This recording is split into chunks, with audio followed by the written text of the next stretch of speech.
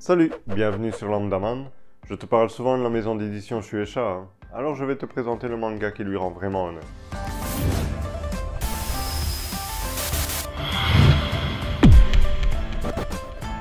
Dans la vidéo One Punch Man, je t'avais expliqué, en gros, les étapes par lesquelles un mangaka devait passer pour faire connaître son manga. Avec Bakuman, tu vas pouvoir découvrir les coulisses de ce métier difficile. Ben oui, ne t'attends pas à un métier de rêve, Mais alors pourquoi regarder ce manga vu qu'on sait comment ça marche dans les grandes lignes? Eh ben déjà parce que l'histoire va vous surprendre d'un bout à l'autre.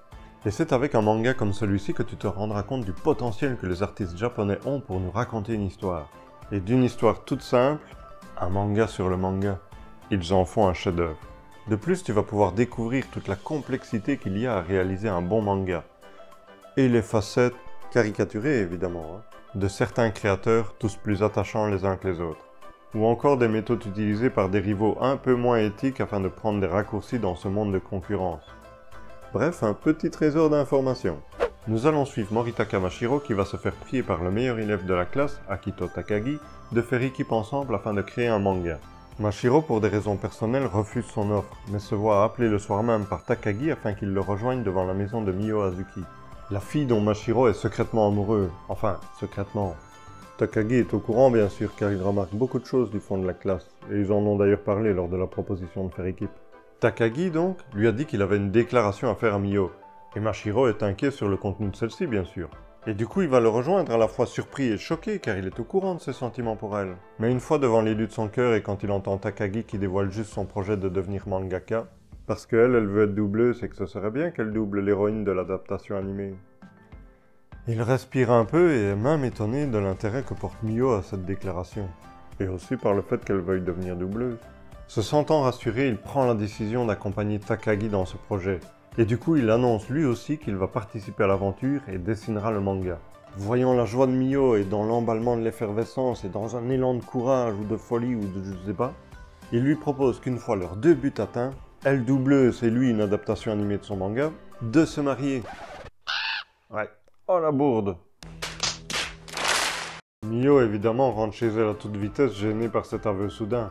Mais grâce au parlophone de la maison, elle récupère la force de parler et accepte sa proposition à sa grande surprise. Mais qu'ils ne doivent plus se revoir avant que leur but soit atteint. Ils sont dans la même école, dans la même classe. Bref, cette petite romance, qui peut paraître niaise pour les occidentaux adeptes de libido libertine, viendra agrémenter le manga de façon amusante et intéressante.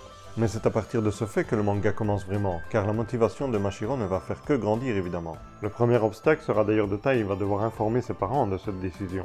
Et le souci c'est que son oncle, le frère de son père, était aussi mangaka, et qu'il en est mort.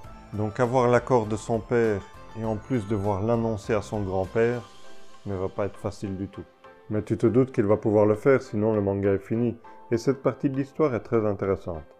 Je ne te dévoile pas comment, mais tu verras, ils vont avoir un atelier mis à leur disposition afin de travailler plus efficacement. Leur objectif est de publier dans le Shonen Jump, le magazine principal des éditions Shueisha. Cette maison d'édition qui a sorti des mangas tels que Dragon Ball, Bleach, Naruto, One Piece, My Hero Academia, Promise Neverland, Black Clover et plein d'autres. Tous des mangas phares qui ont marqué et marquent encore leur génération.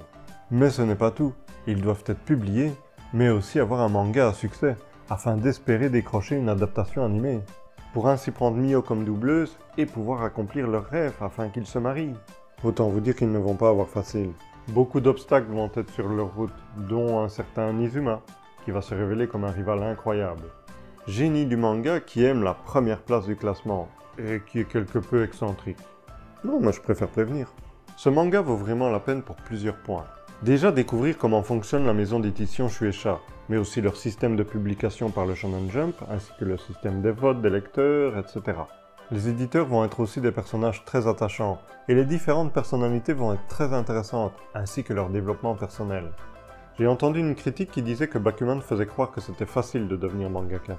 Ils n'ont pas dû lire tout le manga, à moins que ce soit l'anime qui véhicule cette impression. Déjà, il faut regarder un peu plus les personnages de Mashiro et Takagi. On apprend dès le début que Mashiro est un très bon dessinateur, car il a remporté plusieurs prix. Ce ne sont pas les prix qu'on peut avoir en maternelle pour avoir réalisé un petit dessin qui ressemble à rien. Neveu d'un mangaka, modeste on va dire. Il aimait le regarder travailler et s'exerçait déjà. Ensuite Takagi, meilleur élève de la classe. peut-être même de l'école. Il excelle dans l'écriture et sait ce qu'il doit écrire pour plaire à son auditoire. Un vrai génie de la plume. Malgré l'association de ces deux talents, ils vont avoir du mal à avoir des résultats, sans pour autant se voir fermer les portes non plus. Car l'éditeur responsable qu'ils vont avoir, Akira Hattori, va percevoir le potentiel qu'il y a dans ces deux jeunes. D'ailleurs, c'est aussi une des fonctions de la Shueisha, découvrir de nouveaux jeunes talents. Le parcours va être très difficile au point d'avoir des soucis de santé, souviens-toi de l'histoire de l'oncle. Et si on regarde mieux, on voit qu'ils sacrifient leur vie sociale pour réaliser leurs rêves. Alors dire que c'est facile, non pas du tout. Travail pour avoir des résultats, oui. Il y a un autre point qui est impressionnant dans ce manga. Ce sont les mangas. Oui, je m'explique. Chaque fois que notre duo, ou même les autres mangaka de l'histoire, vont présenter leurs œuvres, toutes les idées sont excellentes. Chaque projet de manga qui sont présentés dans l'histoire, et qui ne verront jamais le jour, sont tous excellents. Et ils auraient pu réellement sortir en manga dans la vie réelle, c'est dingue. Et je ne te parle pas du niveau graphique de Bakuman. Regarde rien que l'entrée dans l'atelier, les détails qui y sont dessinés sont impressionnants. Quand ils vont aux éditions Shueisha, c'est pareil, ils ont fait bien attention de respecter la disposition des lieux.